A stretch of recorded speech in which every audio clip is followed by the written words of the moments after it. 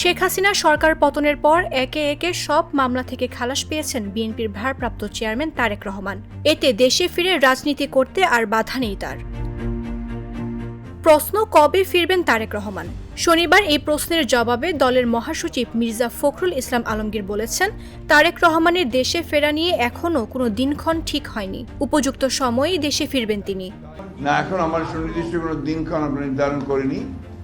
যখন আমাদের মনে হবে যে উপযুক্ত সময়, সেই সময় তিনি আসবেন। এদিকে বিভিন্ন গণমাধ্যমে দাবি করা হচ্ছে, লন্ডনে তারেক রহমানের ঘনিষ্ঠ একাধিক বিশ্বস্ত সূত্র জানিয়েছে, নির্বাচনী তফসিল ঘোষণার পরই দেশে ফিরবেন তিনি। ঢাকার বারিধারা DOHS এর একটি বাড়িও প্রস্তুত করা হচ্ছে তার জন্য। দেশে ফিরে তিনি সেখানে উঠবেন।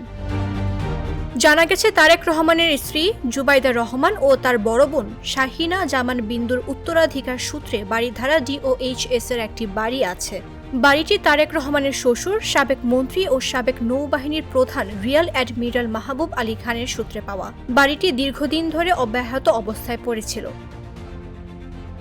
তারেক রহমান সস্ত্রীক ঢাকায় ফিরে এই বাড়িতে উঠতে চান।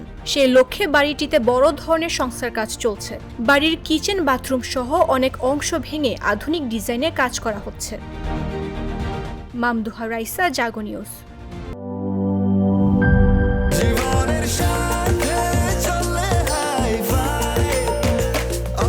স্বাস্থ্যকর অল টাইম, সব সময় অল টাইম হেলদি লাইফ।